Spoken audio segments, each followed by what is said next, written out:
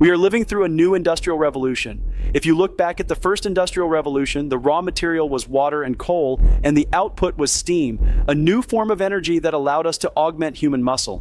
In the second industrial revolution, the raw material was electricity. Today, the raw material is data, and the output is intelligence. This is a moment of profound, fundamental change. For the last 60 years, the world of computing was defined by one central idea, the CPU. We followed the path of general-purpose computing. We wrote software, we gave the computer instructions, and we relied on Moore's law to make those instructions run faster every 18 months. That era is over. We are now at the iPhone moment of artificial intelligence, but it is much bigger than a phone. It is a fundamental shift in how we solve the most impossible problems of our species. We have moved from a world where we write code to a world where we train models. We have moved from a world of retrieval to a world of generation. And as we stand here today, the most important application of this new intelligence is not generating text or images. It is the digitization of biology. It is the beginning of the end for disease as we know it. I want to share a vision with you about the death of disease, specifically how AI supercomputers will finally allow us to cure cancer. To understand why this is possible now and why it was impossible before, we have to look at the first principles of both computing and biology. For decades, cancer has been the ultimate unsolved problem. We have thrown billions of dollars at it. We have some of the most brilliant minds in history working on it. But the reason we haven't solved cancer is that we were trying to solve a high-dimensional computational problem with low-dimensional tools. Biology is the most complex information processing system in the universe. Your DNA is a code 3 billion letters long. But unlike the code we write for a computer, the code of life is not linear. It is three-dimensional, it is dynamic. It folds, it twists, and it interacts with itself in ways that are governed by the laws of physics and chemistry at a scale we can barely perceive. Cancer is a bug in that code. It is a series of computational errors that cause cells to forget how to die and instead learn how to colonize the body. To find the cure, you don't just need a better microscope. You need a way to simulate the entirety of human biology in a computer. You need to be able to predict how 1 trillion different molecules will interact with a specific mutation in a specific cell. This is a problem that general-purpose computing simply cannot handle. If you try to simulate a single protein folding on a traditional CPU, it would take a lifetime.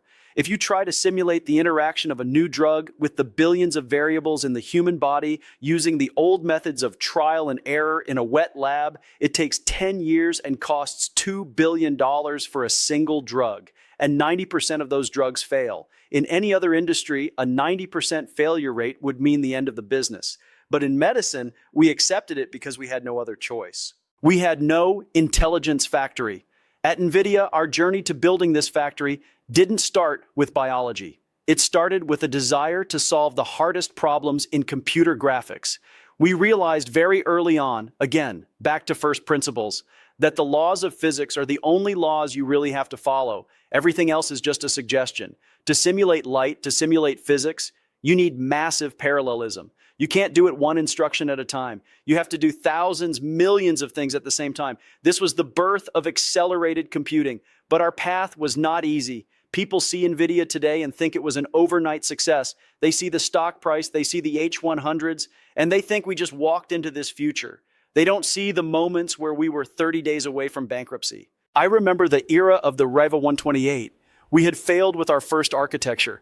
We were out of money. We had to bet the entire company on a single chip, and we had to build it in a way that no one else was building chips. We had to be humble enough to admit our first approach was wrong, and asking for help was the only way to survive. That humility, that resilience in the face of total failure is what built NVIDIA. I always say to our employees, I wish you enough pain and suffering. I don't say it to be cruel. I say it because character is not built on success. Character is built when you are 30 days from the end and you have to find a way to innovate your way out. That same resilience is what is required to solve cancer. We have to be willing to walk away from the old Moore's Law way of thinking. Moore's Law has slowed to a crawl, but the demand for computation is growing exponentially. If we stayed with the old CPU-based architecture, we would never solve cancer. We would run out of power, we would run out of silicon, and we would run out of time. Accelerated computing is the only path forward. By offloading the most intensive parallel tasks to the GPU, we have created a speed-up that defies traditional logic. We are seeing 100x, 1000x improvements in the speed of genomic sequencing and molecular simulation. What used to take a year now takes a day. What used to take a day now takes a second. When you increase the speed of a process by a factor of 1,000, you don't just do the same thing faster, you do fundamentally different things. This is the beginning of digital biology. We are moving from observational biology, where we look at a cell and guess what is happening, to predictive biology. We are building supercomputers that act as digital twins for the human body. Imagine being able to test 1 billion different drug combinations on a digital version of a patient's specific tumor before you ever give them a single dose of medicine. That is the end of trial and error. That is the beginning of first principles medicine. To achieve this, we had to rethink the structure of how we work. In most companies, there is a deep hierarchy. Information has to go through 5 layers of management to get to the top, and by then, the truth has been filtered out. I hate that. At NVIDIA, we have a very flat structure. I have 50 direct reports. Why? Because I want to be close to the data. I want to be close to the truth.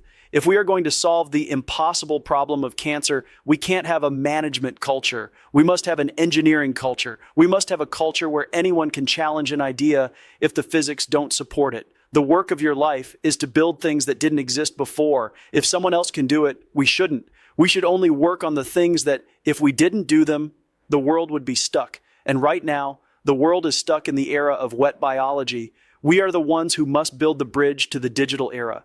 We are building supercomputers like Cambridge 1 and the EOS systems that are specifically designed for this task. These are not just clusters of servers. They are instruments of science. They are the microscopes of the 21st century. When you combine the power of Blackwell, our most advanced architecture, with the software libraries of BioNeMo, you are creating a system that can understand the language of biology. Proteins are words. Genes are sentences. The human body is a library. For the first time, we have a computer that can read that library. And if you can read the code, you can edit the code. If you can edit the code, you can fix the bugs. This is why I say the era of traditional computer science is dying.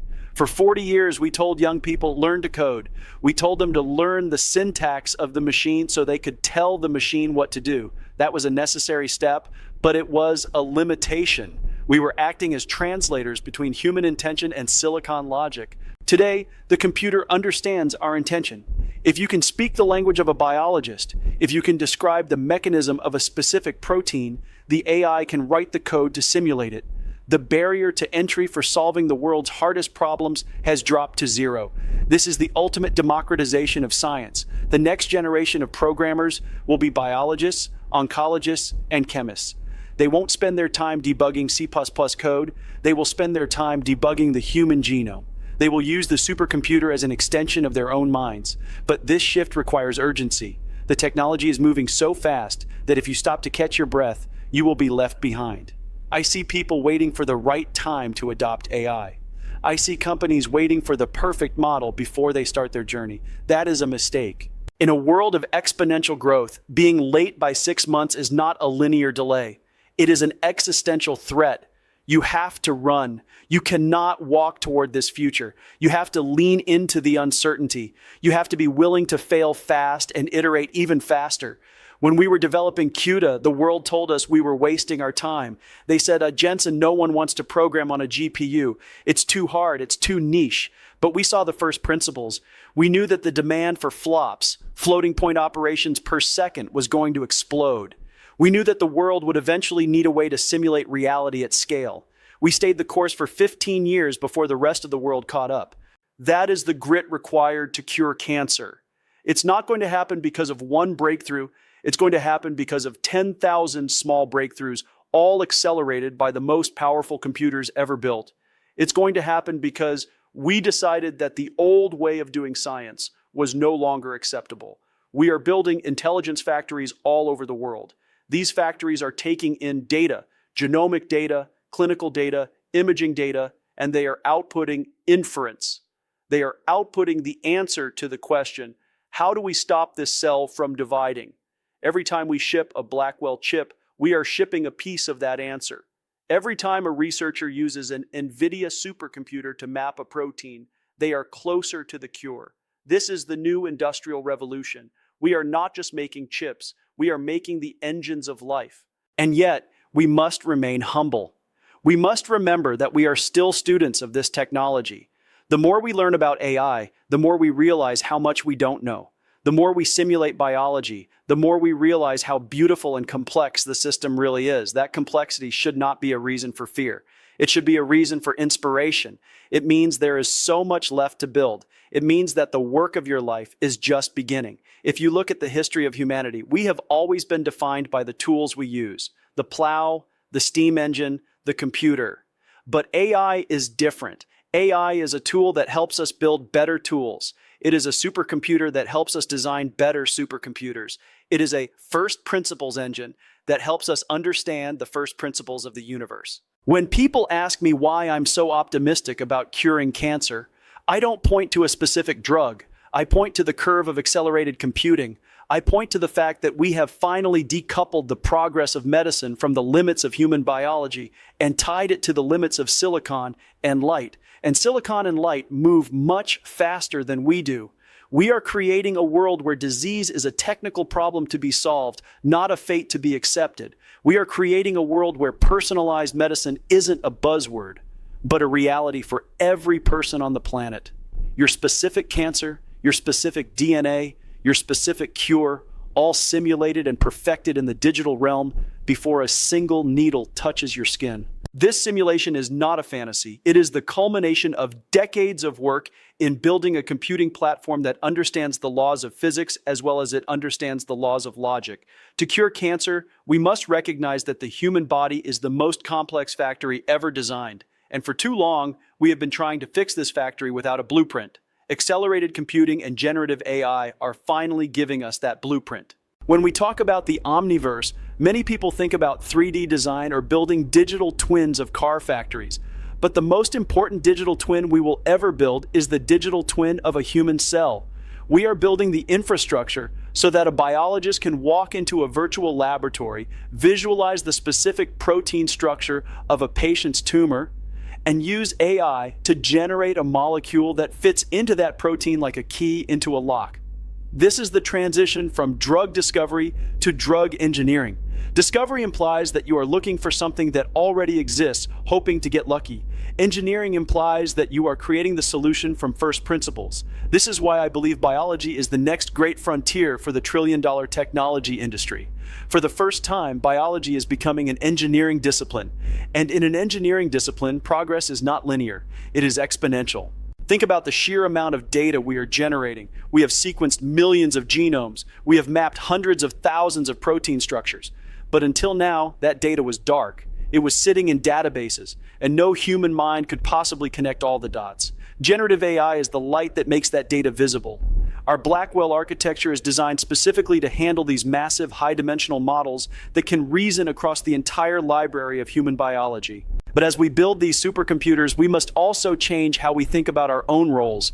I have said that traditional computer science is reaching its logical conclusion, and nowhere is that more true than in the fight against cancer. We don't need more people who can write C++ kernels to solve this. We need oncologists who understand the first principles of AI. We need researchers who can use natural language to command an intelligence factory. The barrier between a brilliant medical idea and its realization in the physical world is being dismantled. If you have a vision for a new type of immunotherapy, you shouldn't be limited by your ability to code or by the cost of a wet lab. You should be empowered by the supercomputer standing behind you. The AI is the ultimate democratizer of expertise. It allows the domain expert, the person who truly understands the disease, to become the programmer of the cure. This brings me back to the concept of resilience. At NVIDIA, we have spent 30 years building a foundation that no one thought was necessary. We leaned into the suffering of developing a full-stack platform, chips, systems, networking, and software, because we knew that to solve the hardest problems, you have to own the entire stack. You cannot solve cancer with a good enough chip. You cannot solve it with a fast enough network. You need a holistic system that operates with the precision of a Swiss watch and the power of a supernova. I want you to feel the urgency of this moment. Every day that we rely on legacy computing is a day that patients are waiting for answers that are already hidden in the data. We have the tools, we have the architecture, we have the intelligence factories. Now we need the leadership. We need leaders who are willing to throw away the old roadmaps. We need companies that are willing to be 30 days from bankruptcy in their pursuit of the impossible. We need a global community that understands that the death of disease is not a miracle. It is an engineering milestone. Our mission at NVIDIA is to provide the acceleration for this entire movement. We are building the engines that will allow scientists to simulate the folding of every protein in seconds. We are building the networking that allows data to flow through an AI factory without friction. We are building the software libraries that turn a supercomputer into a medical instrument. But the most important thing we are building is a future where the word cancer no longer carries a death sentence. It becomes a bug to be patched. It becomes a technical hurdle that we have cleared through the sheer force of human ingenuity and accelerated computing. We must move with a sense of desperate survival, not because we are failing, but because the stakes are so high. When you are working on the work of your life, you don't walk, you run. You run toward the problem. You run toward the failure, because failure is the only way you learn the physics of the solution. The transition from the CPU era to the AI supercomputer era is the most significant event in the history of medicine.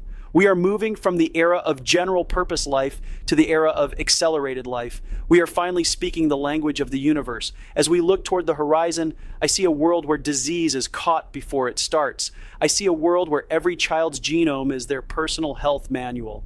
I see a world where the supercomputers we build today are remembered as the tools that finally broke the chains of human biological limitation. This is not a distant dream. We are building the Blackwell systems today. We are training the BioNeMo models today. We are partnering with the greatest medical institutions on Earth today. The future is not something we are waiting for. It is something we are inferring in our data centers at this very second. The conclusion is irrefutable. If biology is code and code can be engineered, then disease is not an inevitability. It is a choice we make by not innovating fast enough. We have chosen to innovate. We have chosen to build the engines of life. It is time to finish the job. It is time to turn the intelligence factory into a healing factory. The world is waiting. The physics are on our side. The tools are ready. Run, don't walk.